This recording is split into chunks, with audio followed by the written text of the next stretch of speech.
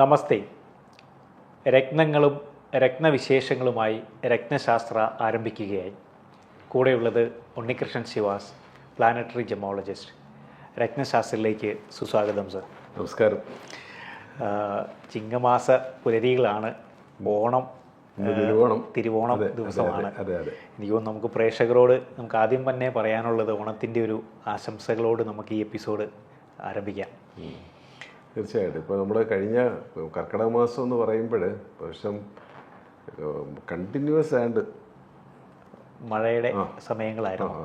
വല്ലാത്ത അതിവർഷം അനാവർഷം എന്ന് കൊണ്ട് പറഞ്ഞിരിക്കുന്നത് കറക്റ്റാണ്. ടൈമിലുള്ള മഴ, കർക്കിടക മാസം മഴയുണ്ട്, എന്നാൽ പോലും അതിഭീകരമായ കാറ്റ്, ഒരുപാട് നാശനഷ്ടങ്ങൾ ഉണ്ടായിട്ടുണ്ട്. ഒരുപാട് ആൾക്കാർക്ക് വീടുകളും നശിച്ചു പോയിട്ടുണ്ട്. പിന്നെ കാറ്റ് മാത്രമല്ല, മഴയ്ക്കൊരു പ്രത്യേകത എന്ന് പറയുന്നത് പെട്ടെന്ന് അങ്ങ് ആർത്ത് പെയ്യുകയും പെട്ടെന്ന് സ്റ്റോപ്പ് ആകുകയും ചെയ്യുക. ഇങ്ങനെ എന്തൊക്കെയോ ഒരു ചേഞ്ചസ് കാലാവസ്ഥയിൽ വന്നിരിക്കുകയാണ്. അത് ആഗോള തരത്തിൽ. ഇപ്പോൾ ഗൾഫിലാണെങ്കിലും ഭയങ്കരമായ ചൂടാണല്ലോ. അതെ, കഴിഞ്ഞ മുൻവർഷങ്ങളിൽ ഇല്ലാത്തതിൽ ചൂടാണ്. അപ്പോൾ മൊത്തത്തിലൊരു വ്യതിയാനം വന്നിട്ടുണ്ട്. പ്രകൃതി എന്തോ രണ്ടും കൽപ്പിച്ച് നിൽക്കുന്ന പോലെ തോന്നുന്നു. യുദ്ധത്തിൻ്റെ അന്തരീക്ഷങ്ങൾ പലയിടത്തും വന്നു, അങ്ങനെ നിൽക്കുന്നു. എന്തായാലും നമുക്കതെല്ലാം മറക്കാം. ഇന്ന് ചിങ്ങപ്പുലരി, പഞ്ഞമാസം എല്ലാം കഴിഞ്ഞിട്ട് ചിങ്ങമാസം, ഓണം, ഒരു വർഷം നമുക്ക് എല്ലാ സമ്പൽ സമൃദ്ധിയും ഐശ്വര്യവും സമാധാനവും, നാട്ടിൽ സമാധാനം, കുട്ടികൾക്ക് അതുപോലെ തന്നെ വളർന്നു വരുന്ന ജനറേഷന് അവർ നല്ല മാർഗത്തിൽ കൂടെ നല്ല ജീവിത രീതി നയിക്കണം. അതാണ് നമുക്ക് ഏറ്റവും ആവശ്യം. വരുന്ന തലമുറയെ ഈ മറ്റ് കരാളഹസ്തങ്ങളിൽ നിന്നും, ഡ്രഗ്സ് പോലുള്ളതും MDA പോലുള്ള കരാളഹസ്തങ്ങളിൽ നിന്നൊക്കെ രക്ഷിച്ചെടുക്കണം. അത് നമ്മൾ ഓരോരുത്തരും മനസ്സ് വിചാരിക്കണം. നമ്മുടെ കുഞ്ഞുങ്ങളാണ് ഈ നാടിൻ്റെ നട്ടെല്ല്. അതെ. അപ്പോൾ അവർക്കൊക്കെ നല്ല ബുദ്ധി തോന്നുവാനും നല്ല കൂട്ടുകെട്ടുകൾ ഉണ്ടാകുവാനും നല്ല കാര്യങ്ങൾ നടക്കുവാനും എന്നും ഒരു ഓണം ഉണ്ടാകട്ടെ എന്ന് ഞാൻ ഇപ്പോൾ പ്രത്യേകിച്ച് പ്രേക്ഷകരോടുമൊക്കെ നല്ല ഒരു ഓണാശംസ നേരുന്നു. നമസ്കാരം. എനിക്ക് തോന്നുന്നു അതുതന്നെയാണ് നമുക്ക് മുമ്പോട്ടുള്ള കാലഘട്ടങ്ങളിലും വേണ്ടത്. വരുന്ന തലമുറയൊക്കെ നല്ല രീതിയിൽ വന്ന് എന്നും സന്തോഷവും സമാധാനവും ഒക്കെ പുലരുന്ന പൊൻപുലരികളാകട്ടെ ഇനിയുള്ള നാളുകളും നമ്മൾ ആശംസിക്കുകയാണ്. ഒരുപാട് യങ്സ്റ്റേഴ്സ് വന്ന് പെട്ടുപോയിട്ടുള്ള ഒരു കാലഘട്ടമാണ്. കഴിഞ്ഞ 1-2 വർഷമായിട്ട് നമ്മൾ വായിക്കുന്ന വാർത്തകളും എല്ലാം നമുക്ക് പേപ്പർ തന്നെ വായിക്കാനായിട്ട് ഒരു താല്പര്യമില്ലാത്തൊരു സ്ഥിതിയിലേക്ക് വന്നു. കുഞ്ഞുങ്ങൾ, ഗൾഫിലൊക്കെയുള്ള കുഞ്ഞുങ്ങൾ, അവർ കുട്ടികളെ മാറ്റി നിർത്തി പഠിപ്പിക്കാനൊക്കെ മാനസികമായിട്ട് അവർക്ക് ഒരു പേടിയുള്ള പിരിമുറുക്കം കൂടുതൽ. കുട്ടികളെ ഓർത്ത് പിരിമുറുക്കം. നമ്മുടെ ഒന്നും കാലഘട്ടത്തിൽ നമ്മുടെ അച്ഛനമ്മമാരൊന്നും നമ്മളെ ഓർത്ത് അത്രയും വിഷമിച്ചിട്ടില്ല. അവർ പഠിക്കുന്നു, പോകുന്നു, വരുന്നു, ചുരുങ്ങി. നല്ല ഇതിപ്പം നമ്മൾ കുട്ടികൾ രാവിലെ പോയി കഴിഞ്ഞാൽ, പ്രത്യേകിച്ച് പെൺകുട്ടികളൊക്കെ രാവിലെ പോയിട്ട് സ്കൂളിലും കോളേജിലും പോയിട്ട് വരുന്ന ആ സമയം വരെയും അമ്മമാരുടെ നെഞ്ച് പിടയ്ക്കുന്ന കാഴ്ചയാണ് കാണുന്നത്. അത് 8ാം ക്ലാസ് മുതൽ 9, 10, 15 പഠിക്കുന്ന കുട്ടികളിലുമൊക്കെ ഒരുപാട് ഈ പറഞ്ഞ പോലെ ബാഡ് ഇൻഫ്ലുവൻസ് കയറി വന്നിട്ടുണ്ട്. അതിൽ നിന്നൊക്കെ ഈശ്വരൻ അല്ലെങ്കിൽ പ്രകൃതി കാത്ത് രക്ഷിക്കട്ടെ എന്നാണ് ഈ അവസരത്തിൽ പ്രത്യേകം നമുക്ക് പ്രാർത്ഥിക്കാനും പറയുവാനുള്ളത്. നമ്മൾ രത്നശാസ്ത്രയുടെ ഇങ്ങനെ ഓരോ എപ്പിസോഡുകളും നമ്മൾ പിന്തുടരുമ്പം, കടന്നു പോകുമ്പം, നമ്മൾ രത്നങ്ങളെക്കുറിച്ച് മാത്രമല്ല, നമ്മൾ ഇതുപോലെയുള്ള കാര്യങ്ങളും സാമൂഹികമായിട്ടുള്ള കാര്യങ്ങളൊക്കെ നമ്മൾ ചർച്ച ചെയ്യാറും, പലരും നമ്മുടെ മുമ്പിലേക്ക് ഇങ്ങനെയുള്ള പ്രശ്നങ്ങൾ അല്ലെങ്കിൽ ഇങ്ങനെയുള്ള കാര്യങ്ങൾ നമ്മളോട് പറയാറുണ്ട്. അപ്പോൾ നമുക്കും നമ്മുടെ രീതിയിലുള്ള ഒരു അവെയർനെസ് നമ്മളും കൊടുക്കാനായിട്ട് എപ്പിസോഡുകളിൽ നമ്മൾ ശ്രദ്ധിക്കാറുണ്ട്. എനിക്ക് തോന്നുന്നു നമ്മൾ മുമ്പുള്ള എപ്പിസോഡുകളിൽ മെയിനായിട്ടും നമ്മൾ പറഞ്ഞു വന്ന ഒരു കാര്യമായിരുന്നു മനസ്സിൻ്റെ ഒരു ആരോഗ്യം. നമ്മൾ നമ്മുടെ ശരീരത്തിന് അല്ലെങ്കിൽ അതിൻ്റെ ആരോഗ്യം കാത്തു സൂക്ഷിക്കുന്ന പോലെ തന്നെ മനസ്സിൻ്റെ ആരോഗ്യവും നിലനിർത്തണം, അല്ലെങ്കിൽ അതിനെയും പരിപാലിക്കണം. അതിൻ്റെ ഒരു പ്രാധാന്യത്തെക്കുറിച്ച് നമ്മൾ 1-2 എപ്പിസോഡുകളിൽ പറയുകയുണ്ടായി. പിന്നെ എനിക്ക് തോന്നുന്നു നമ്മൾ പറഞ്ഞു വന്നിരുന്ന ഒരു കാര്യമായിരുന്നു നമ്മൾ ഓരോ ലഗ്നത്തെക്കുറിച്ചും അതുപോലെ തന്നെ രാശികളെക്കുറിച്ചും രാശികളെ കുറിച്ചിട്ടാണ് ചർച്ച ചെയ്ത് വന്നിരുന്നത്. ജനറൽ ടച്ച് ചെയ്തിരിക്കുന്നു പോകുന്നു. ലഗ്നവും രാശിയും രണ്ടും രണ്ടാണ്. നമ്മൾ കഴിഞ്ഞ എപ്പിസോഡുകളിലൊക്കെ എനിക്ക് തോന്നുന്നത് മകരം രാശിയെ കുറിച്ചാണ് നമ്മൾ ശനിയുടെ അതെ sign of Capricorn 10th house ആണ് നമ്മൾ ചർച്ച ചെയ്തത്. അതെ അതെ മേടം മുതൽ നോക്കിയാൽ 10ാമത്തെ ഹൗസ് നമ്മുടെ കർമ്മം കരിയറുമായിട്ടൊക്കെ കണക്റ്റഡ് ആയിട്ടുള്ളത് മകരം രാശിയാണ്. ഇത് ശനിയുടെ രാശിയാണ്. ആ ശനി ആണ് അവിടെ കർമ്മകാരകൻ കൂടെയാണ്. ഇൻ ജനറൽ തന്നെ കർമ്മകാരകനാണ്. ഒരു ജസ്റ്റിസ്, നീതി ന്യായവും നടപ്പാക്കുന്നയാളാണ് ശനി. അതുകൊണ്ടാണ് ശനിയുടെ പല സമയവും ശനി ഭയങ്കര കഷ്ടപ്പാടാ ബുദ്ധിമുട്ടെന്ന് പറഞ്ഞത്. നമ്മൾ വിതച്ചത് നമ്മൾ കൊയ്തെടുക്കുക ആ കാലഘട്ടത്തിൽ നമ്മളെ മനസ്സിലാക്കി തരുക ഒരു കർമ്മം കൊണ്ട്. ആ കർമ്മത്തിനകത്ത് വേണ്ട എങ്ങനെ വേണം നീ എങ്ങനെയാണ് ഒരു നല്ല കർമ്മകാരകനായിട്ടുള്ള ശനി കർമ്മത്തെ പരിപാലിക്കുന്നത് ഒരു ഡിഫറെൻ്റ് ആയിട്ടുള്ള ഒരു വേയിൽ കൂടെയാണ്. നമ്മൾക്ക് പലതും പറഞ്ഞ് മനസ്സിലാക്കി തന്നാണ് ചെയ്യുന്നത്, മുമ്പോട്ട് പോകുന്നു. അപ്പം ശനിയുടെ ഹൗസാണ്. ശനി കർമ്മത്തിൻ്റെ ആളാണ്. 10th ഹൗസിൽ തന്നെ കാപ്രിക്കോണിൽ തന്നെ ശനി നിൽക്കുന്നത് വളരെ വിശേഷമാണ്. മനസ്സിലല്ലേ? ശനിക്ക് നല്ല ബലം കിട്ടുന്ന വ്യാഴത്തിന് അവിടെ നീചാവസ്ഥയാണ്. കാരണം വ്യാഴം ബിസിനസ്സുകാരനല്ല, തൊഴിലുകാരനല്ല. വ്യാഴത്തിൻ്റെ രീതിയെ വ്യത്യസ്തമാണ്. അതുകൊണ്ടാണ് വ്യാഴത്തിന് അവിടെ നീചത്വം വന്നത്. എന്നാൽ കുംഭത്തിലോട്ട് വരുമ്പോൾ ഈ ശനിക്ക് വേറൊരു ശനി ഒരു ഇൻ്റലക്ച്വൽ ലെവല് കാത്ത് സൂക്ഷിക്കും. ഒരു പ്രിൻസിപ്പിള്, നോളജ്, ഇതെല്ലാം കാത്ത് സൂക്ഷിക്കുവാൻ ആണ് ഈ കുംഭത്തിൽ വരുന്നത്. അപ്പൊ ഇനി നമ്മൾ സംസാരിക്കുന്നത് ഈ കുംഭരാശിയെ കുറിച്ചാണ്.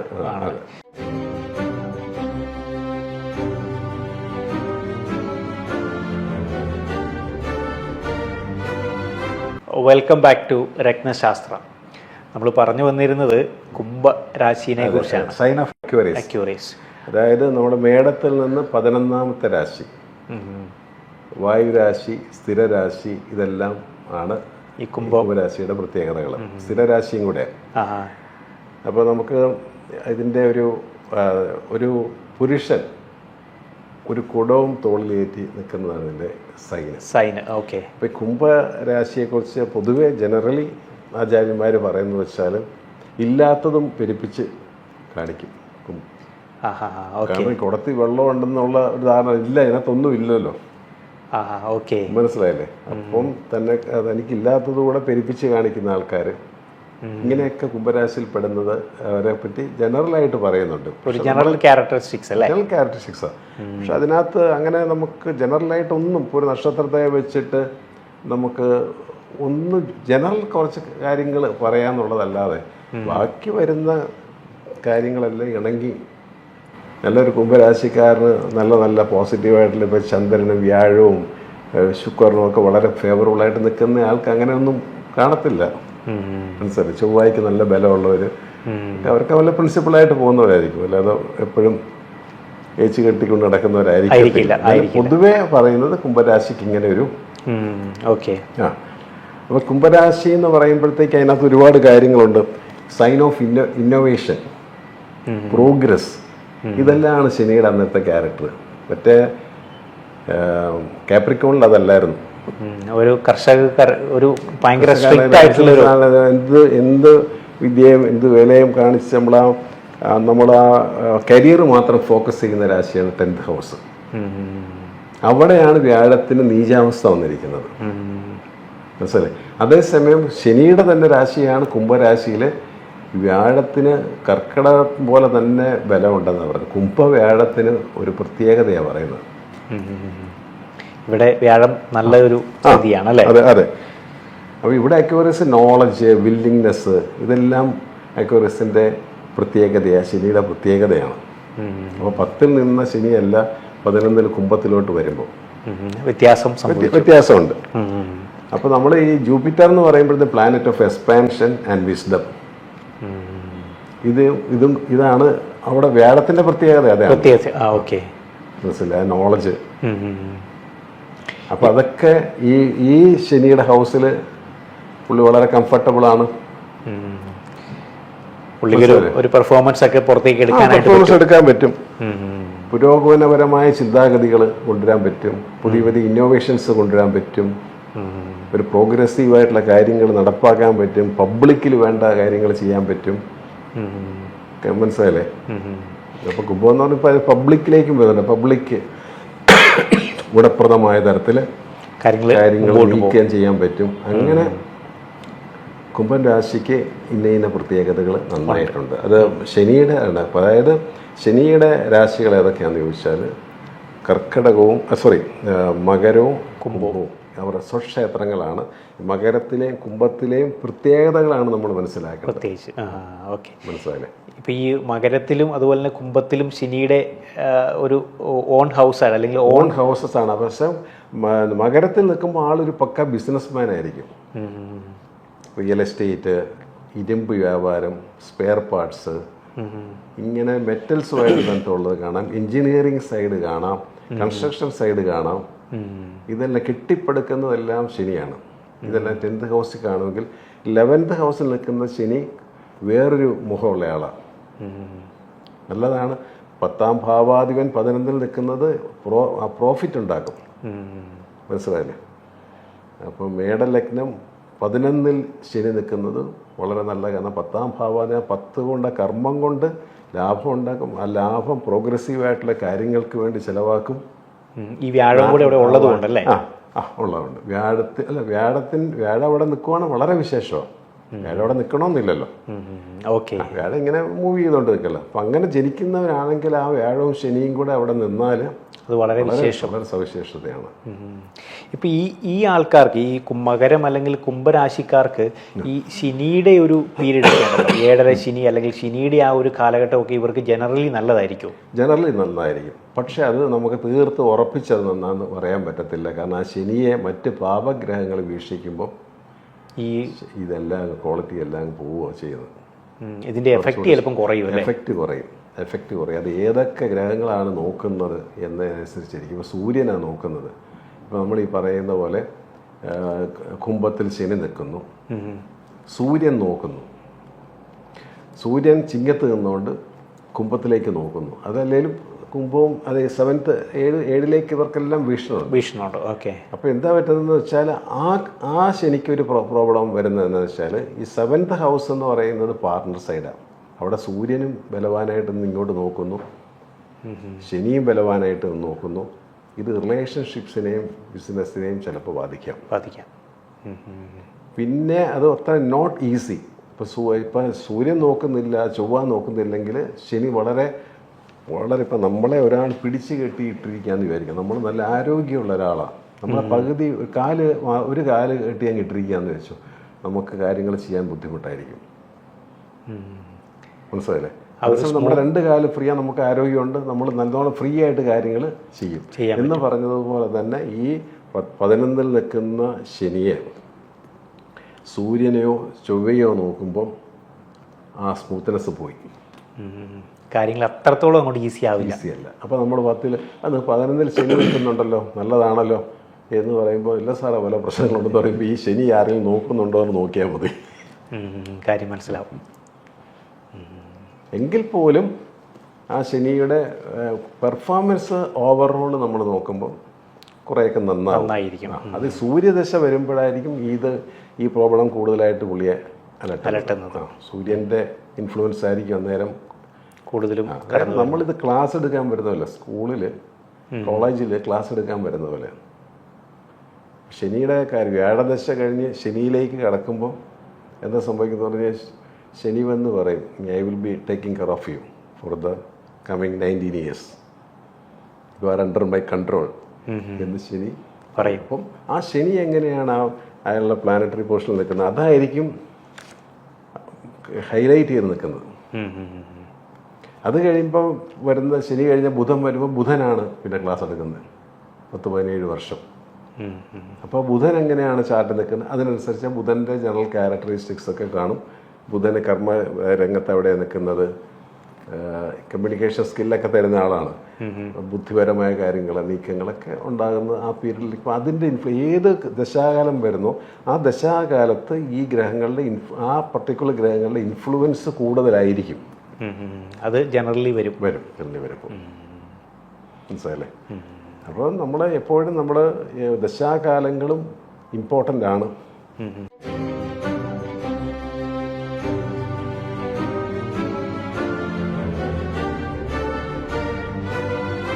Welcome back to Ratnashastram. നമ്മൾ കുംഭരാശിനെ കുറിച്ചാണ് നമ്മൾ പറഞ്ഞത്. അവിടെ ശനിയുടെ ഒരു പ്രാധാന്യം, അല്ലെങ്കിൽ ശനി എങ്ങനെയാണ് ആ ഒരു കുംഭരാശിയിൽ പ്രവർത്തിക്കുന്നതെന്നാണ് നമ്മൾ പറഞ്ഞത്. വ്യാഴം കൂടെ വന്നപ്പം അത് പല കാര്യങ്ങളും അൺകൺവെൻഷനലായിട്ട്, അതുപോലെ പുരോഗമനപരമായിട്ടുള്ള കാര്യങ്ങൾ കൊണ്ട് പ്രശ്നങ്ങൾ സോൾവ് ചെയ്ത് പോകത്തക്ക രീതിയിൽ കാര്യങ്ങൾ മാറും. അതുപോലെ വ്യാഴത്തിന് അതൊക്കെ സോൾവ് ചെയ്യാനുള്ളൊരു കഴിവുണ്ട്. ശനിക്കും ഫോക്കസാണ്. അപ്പോൾ അത് രണ്ടും കൂടെ ചേരുമ്പോൾ പല കാര്യങ്ങളും നമുക്ക് കോമണായിട്ട് പബ്ലിക്കിലും നമുക്കും ഒക്കെ ഗുണകരമായ രീതിയിൽ അത് മാറി മറിയുന്ന ഒരു സംഭവം നമുക്ക് ഈ രണ്ടുപേരുടെ ഈ കൺജക്ഷൻ കൊണ്ട് ഉണ്ടാവും. കൺജക്ഷൻസ്, നല്ല കൺജക്ഷൻസ് എപ്പോഴും ഭയങ്കര ഗുണം ചെയ്യും. ഈ ശനിയും വ്യാഴവും അത് നല്ല കൺജക്ഷനാണത്. പ്രത്യേകിച്ച് കുംഭത്തിൽ. ഇനി ഇപ്പം നമുക്ക് അതിനെക്കുറിച്ച് പറയുകയാണെങ്കിൽ ഇപ്പോൾ ചൊവ്വായും ചന്ദ്രനും നല്ല ബെസ്റ്റ് കൺജക്ഷനാണ്. ശശി മംഗള യോഗം അത് ശനിയും ഇപ്പോൾ മേടത്തിൽ ചൊവ്വ നിൽക്കുന്നു, ചന്ദ്രൻ കൂടെ നിൽക്കുകയൊക്കെ ചെയ്യുന്നത് ഭയങ്കര ഗുണകരമാണ്. എന്ന് വെച്ചാൽ ഭൂമി, land and property, real estate ഇഷ്ടംപോലെ ഉണ്ടാകും, യോഗം ഉണ്ടാകും. കാരണം ചൊവ്വായും ഭൂമികാരകത്വമാണ്. ചന്ദ്രനും ജലവും ഭൂമിയും വെള്ളമൊക്കെ ആയിട്ട് ബന്ധമാണ്. അങ്ങനെയുള്ള ഒരു ഫാം കാര്യങ്ങൾ ഒക്കെ നടത്തുന്നവർ കാണും. അവർക്ക് എപ്പോഴും ഭൂമി കാണും. ചിലപ്പോൾ അവർക്ക് ആൻസെസ്ട്രൽ പ്രോപ്പർട്ടി ആയിരിക്കാം, തലമുറകളായിട്ട് കൊണ്ടുവരുന്നതായിരിക്കാം. അങ്ങനെയുണ്ട്. നല്ല നല്ല കൺജക്ഷൻ. അപ്പോൾ അതുപോലെ തന്നെ ചന്ദ്രൻ വ്യാഴം കൺജക്ഷൻ വളരെ നല്ലതാണ്. ഗജകേസരി യോഗമാണ്. ഇപ്പോൾ വ്യാഴത്തിൻ്റെയോ ചന്ദ്രൻ്റെയോ പീരീഡിലൊക്കെയാണ് അത് കൂടുതലായിട്ടും നമ്മളെ സ്വാധീനിക്കുന്നത്. സാറേ എനിക്ക് ഗജകേസരി യോഗം ഉണ്ടെന്ന് പലരും പറഞ്ഞു, പക്ഷേ എനിക്ക് ആ പടം ഇപ്പോഴും പ്രശ്നം. അപ്പോൾ നോക്കും മറ്റ് പല ഗ്രഹങ്ങളും ഓപ്പോസിറ്റ് സൈഡിൽ നിൽക്കുക. പിന്നെ നമ്മുടെ ഡ്യൂട്ടി നമ്മൾ കൃത്യമായിട്ട് ചെയ്യണമല്ലോ. അത് വളരെ നമ്മൾ ചെയ്യേണ്ട നമുക്കൊരു സിസ്റ്റമാറ്റിക് ആയിട്ടുള്ളൊരു ലൈഫ് നമ്മൾ ഡെവലപ്പ് ചെയ്യുമ്പോൾ ഇതെല്ലാം കൂടെ നോക്കുമ്പോഴാണ്. ഇപ്പോൾ നമ്മൾ രത്നം മാത്രം മേടിച്ചിട്ടു അതുകൊണ്ട് എല്ലാ പ്രശ്നങ്ങളും തീർന്നു. ഒരു രത്നം മേടിച്ചിട്ട് നിങ്ങളുടെ ഡെസ്റ്റിനി ഒരിക്കലും മാറ്റിമറിക്കാൻ പറ്റത്തില്ല. ഞാൻ എപ്പോഴും പറയുന്നത് അങ്ങനെ നിങ്ങൾ കരുതരുത്. നിങ്ങൾ ചെയ്യേണ്ടതായിട്ടുള്ള കാര്യങ്ങളുണ്ട്, സമൂഹത്തിൽ ചെയ്യേണ്ടതായിട്ടുള്ള കാര്യങ്ങളുണ്ട്, കുടുംബത്തിൽ ചെയ്യേണ്ട നല്ല റിലേഷൻഷിപ്പ് വീട്ടിലുണ്ടാക്കുക, നല്ലൊരു ഫാമിലി മാനായിട്ട് വീട്ടിൽ നിൽക്കുക. ഇതൊക്കെ ഇതിൻ്റെ ഭാഗമാണ്. അല്ല നമ്മൾ പബ്ലിക്കിൽ പോയിട്ട് നല്ലത് ചെയ്തു വീട്ടിൽ വന്ന് പ്രോബ്ലം ഉണ്ടാക്കുന്ന ഒരാൾ കാര്യമില്ല. അപ്പോൾ പ്രകൃതി ഇതെല്ലാം കണ്ടുകൊണ്ടിരിക്കുക. അപ്പം നിങ്ങൾ ഈശ്വര വിശ്വാസം ഉണ്ടോ ഇല്ലയോ എന്നുള്ളതല്ല ഇവിടെ വിഷയം. ഒരു പ്രകൃതി ഉണ്ടല്ലോ, ആ പ്രകൃതി കണ്ടുകൊണ്ടിരിക്കുക. പ്രകൃതി മാതാവ് അല്ല പ്രകൃതി ഈശ്വരൻ കണ്ടുകൊണ്ടാണ് ഇതിരിക്കുന്നത്. അപ്പം നമ്മളുടെ ആ മനസ്സ് കഴിയുന്നത്ര നമ്മൾ ശുദ്ധമായിട്ട് വെക്കാനും നമ്മൾ വല്ലവർക്കുള്ള ഓപ്പർച്യൂണിറ്റി തട്ടിയെടുക്കാതിരിക്കുക, ഇതൊക്കെ ചെയ്യുമ്പോഴാണ് നമുക്ക് പല നല്ല ഫലങ്ങളും നമ്മുടെ ചാർട്ടിലുള്ള നല്ല ഫലങ്ങൾ ആക്ടിവേറ്റഡ് ആകുന്നത്. അത് അനുഭവിക്കാൻ പറ്റും. Give and take. ഒരാളെ റെസ്പെക്റ്റ് ചെയ്യുക. നമ്മൾ ആരെയും റെസ്പെക്റ്റ് ചെയ്താൽ നമുക്കും ആ റെസ്പെക്റ്റ് തിരിച്ചു കിട്ടും. ഈ റെക്കഗ്നീഷൻ ഇല്ലാത്ത ചാർട്ടുകാരോട് ഞാൻ എപ്പോഴും പറയാറുണ്ട്, നിങ്ങൾ പഴയ ജന്മത്തിൽ ഒരു കുഞ്ഞുങ്ങളെ നിങ്ങൾ അംഗീകരിച്ചിട്ടില്ല. കണ്ടാലും നിങ്ങൾ അതിനകത്ത് നോ പറയും, വരുന്നവൻ്റെ മനസ്സിടിക്കും. ഇപ്പം ഈ ജന്മത്തിൽ നിങ്ങൾക്ക് ഇത് തന്നെ കിട്ടി. നിങ്ങൾ വരച്ചത് നിങ്ങൾ കൊയ്തു. താൻ നിരന്തരം ചെയ്യുന്ന കർമ്മങ്ങൾ താൻ അനുഭവിച്ചിടുക എന്നേ വരും എന്നാണ് പറയുന്നത്. അപ്പോൾ നമ്മൾ ചെയ്യുന്നതിൻ്റെ തന്നെ റിസൾട്ടാണ് വരുന്നത്. നമ്മൾ കറക്റ്റായിട്ടത് മനസ്സിലാക്കിയാൽ പിന്നെ നമ്മൾ ഓരോ നീക്കങ്ങളും അതിനനുസരിച്ചിട്ട് ആയിരിക്കും നമ്മൾ കൊണ്ടുപോകണം. അപ്പം നമ്മളെല്ലാ തുറകളിലും ആ ഒരു സ്നേഹവും സന്തോഷവും പങ്കിടുമ്പോൾ നമുക്ക് ഓട്ടോമാറ്റിക്കലായിട്ട് നമ്മുടെ ലൈഫിൽ ഒരു ബ്രൈറ്റ്നസ് വന്നു തുടങ്ങും. എന്ത് നിങ്ങൾ ദശാകാലങ്ങൾ മോശമാണെങ്കിലും എന്തൊക്കെയാണെന്ന് പറഞ്ഞാൽ നിങ്ങൾ ചെയ്യുന്ന നന്മയ്ക്ക് നിങ്ങൾക്ക് റിസൾട്ട് ഉണ്ടാവും. തീർച്ചയായിട്ടും അത് നമ്മളിലേക്ക് തന്നെ തിരിച്ചെത്തും. അതിലേക്ക് വരും. ഇപ്പം നമുക്ക് ഈ പറയുന്ന കുംഭം രാശിയിൽ ശനിയുടെ ഒരു കാര്യമാണ് പറഞ്ഞത്. ഇപ്പം ഇവർക്ക് ഈ ശനിയുടെ കല്ല് എത്രത്തോളം ഒരു ഗുണം ചെയ്യും? നമ്മൾ ഒരു രാശി മാത്രമല്ല, ഹൗസ് മാത്രം കണക്കില്ല, ചന്ദ്രൻ നിൽക്കുന്നതാണല്ലോ അതെ രാശി അല്ലെങ്കിൽ നക്ഷത്രം. എന്ന് പറയുന്നത്. അതെ, അത് മാത്രം നമ്മൾ കണക്കാക്കിയിട്ട് നമുക്ക് രത്നം കൊടുക്കാൻ ചിലപ്പോൾ അത് സക്സസ്ഫുൾ ആകത്തില്ല. നമ്മൾ ലഗ്നം വളരെ ഇമ്പോർട്ടൻ്റാണ്. ഇവിടെ നമ്മൾ ലഗ്നം കൂടെ നോക്കണം അല്ലേ?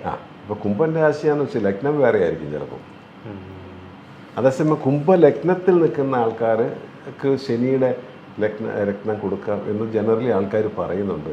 പക്ഷെ അതിന് ഞാൻ അഗെയിൻസ്റ്റാണ്.